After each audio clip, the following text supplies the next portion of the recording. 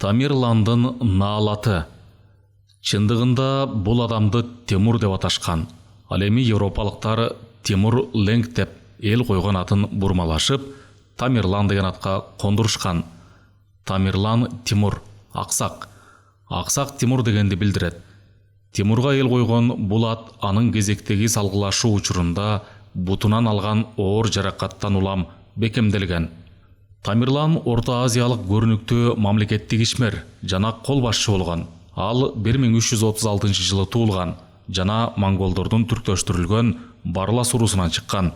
Баса, анын туулгандыгы жөнүндөгү легендалардын биринде бала ак чач менен жана уюган кан чеңгелдеп жарык дүйнөгө келген. Чыңгыз хандын жапайы ордулору ал тарабынан толугу менен талкаланган. Самарканд шаарынын гүлдөп өсүшү Темирландын ысымы менен байланышкан. Басмачылык кол салуулардын башталышы менен 1370 жылы Тамерлан Зеравшан жана Кашкат дарыя сууларынын аралыгында жайгашкан облустарда толук бийликтүү эмират башкаруучу болуп калган.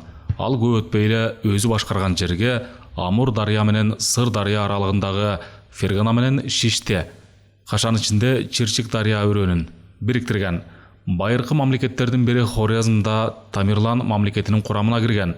Эмир татар-монгол Алтын Ордосуна, Иранга, Кичи Азияга жана Индияга жүрүш жасаган. Жүрүштөр талоончулук максатты көздөгөн жана болуп көрбөгөндөй каардуулук менен айырмаланган. Тамерландын кубаттуу армиясы акырындык менен түзүлө берген. Ал 15-кылымдын башталышында Батыш Армениядан чыгыш Индияга чейин, Түндүк Кавказ менен Арал деңизинен чыгыш Персия булуңуна чейин созулган. Анын борбору Самарканд болгон. Алтын Ордону талкалоо менен Тамерлан башка кербен жолу эми Ордо мейкиндиги аркылуу эмес, Самарканд аркылуу өтүшүнө жетишкен. Бул мамлекеттин да жана анын борборунун да өркүндөп өсүшүнө жардам берген. Эмирдин камкордугунун натыйжасында Самарканд эң сонун имараттар менен кооздолуп, шаарда көптөгөн окумуштуулар менен акындар жашаган жана чыгармаларды жаратышкан. Тамерлан жөнүндөгү даңк анын империясынын чегинен тышкары жерлерге чейин тараган. Ал түгүл Испаниянын королу өзүнүн элчилерин эмирдин сарайына жиберген. Картайганына карабастан Тамерлан улам жаңы басып алууларды ишке ашырган. 1402 жылы Анкаранын алдындагы түрктөр менен болгон салгылашууда душманын талкалап, түрк султаны Баязия бир монголскийди туткунга алган. Бул окуя түрктөр тарабынан Константинополду басып алууну жарым кылымга кечиктирген. Тамерлан Кытайга жасаган жүрүшүнүн учурунда 1405 жылы 18 февралда өлгөн. Ал көзүнүн тирүүсүндө эле империяны өзүнүн уулдары менен неберелеринин арасында бөлүштүргөн. Темур династиясынын бири Улукбек Самаркандта эмир болгон. Бирок ал бийлөөчү катары даңкы чыкпастан, орто кылымдагы эң ири астроном катары даңкы чыккан. 1941 жылдын башында Тамерландын күмбөзүн ачуу жана изилдөө максатында Самаркандка чоң илимий экспедицияны жөнөтүү маселеси чечилген.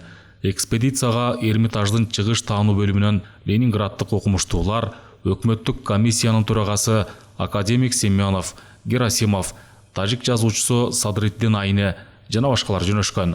Илимий экспедиция менен бирге болуп өткөн окуяларды пленкада белгилөө үчүн операторлорду да жөнөтүшкөн. Оператордун бири режиссер жана оператор, СССРдын эл артисти, мамлекеттик сыйлыктын лауреаты, Адамзаттын 5 колу, жаздан жазга чейин жана башка көптөгөн фильмдердин автору Малик Каюмов да болгон. Согуш жылдарында Каюмов Калининск, Борбордук Прибалтика, Беларусь фронтундагы согуштук аракеттерди тарткан. Атап айтсак, анын сөздөрүнөн улам Тамерландын күмбөзүн казуунун майда чүйдөлөрү белгилүү болду. Бул экспедиция жагдайында көптөгөн ар кандай сөздөр, мифтер жана легендалар айтылып келет. Алардын биринде Тамерландын күмбөзү эмирдин көрү мавзолейинин жанында мейманкана курууга байланыштуу. 1941 жылы 16 июнда казуу иши башталганы айтылат. Мейманкананы куруучулар ал жердеги арыктардын бирин булганда суу күмбөздү көздөй агып, өлүк салынган табыт жана ал турган көңдөйдө суу каптагандыктан мумия бузулуп, Темурдун сөөгү гипстин кристалдары менен капталууга өткөн. Натыйжада байыркы өкүмдардын өлүгү жок болуп кетүү коркунучунда калат. 1941 жылы 19 июнда күмбөз герметтештирилип, кашан ичинде аба кирбей жана чыкпай турган кылып жылчыксыз бекитилип, күмбөз герметтештирилип, табытты ачканда ароматташкан заттардын бууланган жыты күмбөздүн ичин толтурат. Ал Тамерландын арбагы жөнүндөгү легенданын негизин түзүүгө кызмат кылган. Бирок казуунун башталышында Тамерландын сөөгү дал ушул эмирдин көрүнө көмүлгөндүгүнөн шек санаолор болбой койгон эмес. Анткени анын күмбөзүнүн орду жөнүндөгү бир нече ой жоруулар болгон. Айрым адамдар Темур өзүнүн шаарында туулган жери кечте коюлган деп болжолдошкон. Бирок буга карабай окумуштуулар казууну эмирдин көрүнөн баштоону чечишкен. Себеби Тамерландын бардык жакын туугандары, башкача айтканда Темур тукуму мына ушул мавзолейге көмүлгөн эле. Ал жерде Тимурдун уулу Шахрук жана анын небереси Улукбек да коюлгандыгы көпчүлүккө белгилүү болчу. Эмирдин көрү мавзолейи мусулмандардын ар дайым келип сыйына турган ыйык жайы болгондуктан, көрдү казуунун биринчи эле күнүндө казууга кызыккан 1000ге жакын адам чогулган. Малик Каюмовдун айтымына караганда, казуу 1941 жылдын 1-июнунда башталган. Окумуштуулардын бригадасына казуу жеңил болсун үчүн кино тартып жаткан топ прожекторду мүрзөнүн алдына түшүргөн. Биринчи болуп Шахруктун табытын ачышкан. Плиталарды көтөрүү үчүн жумушчулар лебедканы, жүк көтөрчү машинаны, лебедканы пайдаланышкан. Шахруктун сөөгү суу каптоонун кесепетинен начар сакталган.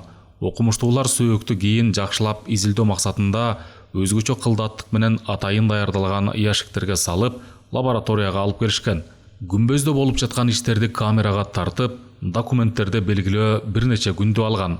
Акыры 17 июнда Улукбектин күмбөзүн ачышкан.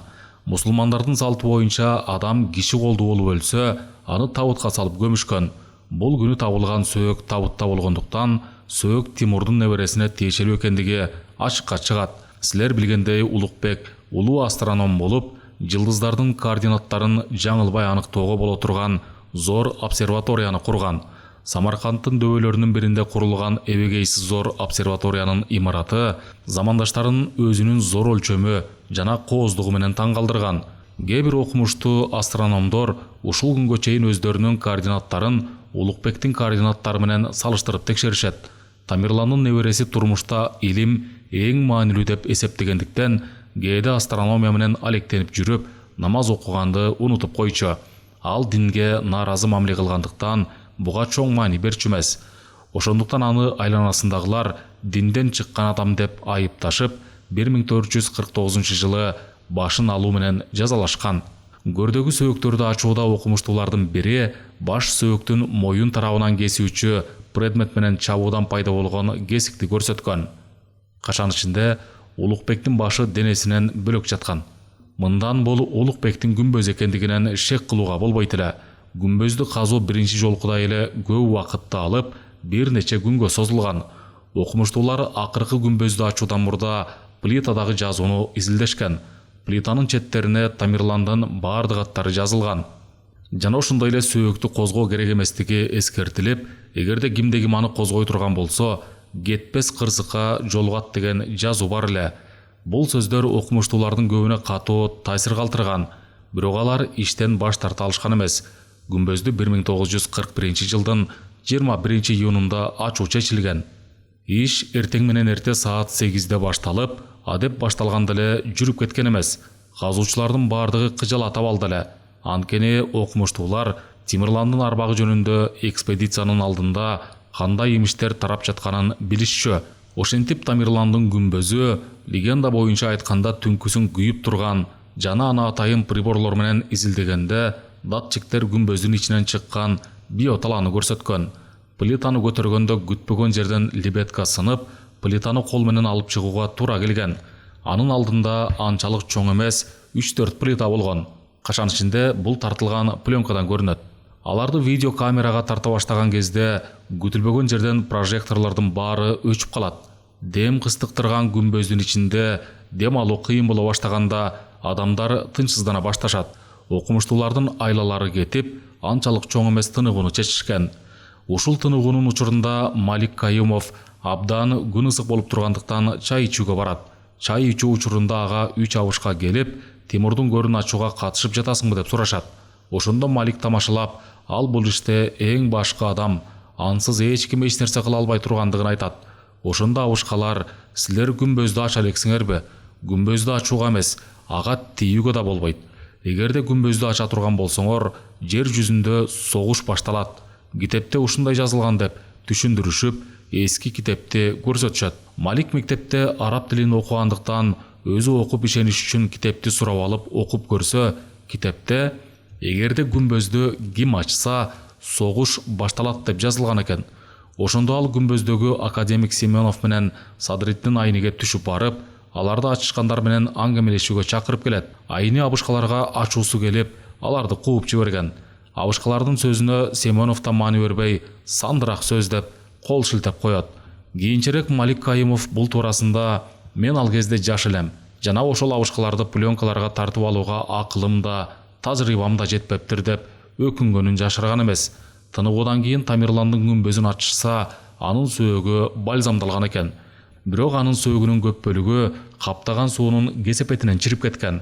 Окумуштуулар анын баш сөөгүн жана калган сөөктөрүн алып чыгып, жайып көрүшкөндө, бул адам башы чоң, бою 1,80 м ашык адам болгондугу белгилүү болот. Бирок бир гана шек санай турган нерсе, Тамерландын сөөгү толук сакталган эмес. Окумуштуулар улуу эмир аксаган тизе сөөгүнүн деформациясын, кашан ичинде форманын бузулушун, деформациясында бүтүндөй Тимур тукумуна мүнөздүү болгон 3 же 5 кыр арка омуртканын оорусунда табышкан. Алардын кубанганы бул сөөктөрдүн так ушул Гур эмирдин көрүндө жаткандыгы болгон. Буга шыктанышкан окумуштуулар сөөктөрдү яшикке салышканда мейманканага жөнөшкөн. Ошол кезде бул чуулгандуу кабарды бүткүл дүйнө аңыз кылып айта башташат. Кийинки күнү Малик мейманканада радиодон өзүнүн экспедициясы жөнүндөгү жаңылыктарды укканын башкаларга айткан. Радио бардык тилде немец, англис, француз, испан тилдеринде сүйлөгөндүктөн, англис тилин аз-маз түшүнгөн операторлордун бири кабарды угуп жатып, кокусунан өңү кубарып кетет. Анын өңүнүн кубарганын байкашкан кесиптештери чоочушуп, андан "Сага эмне болду?" деп сурашат.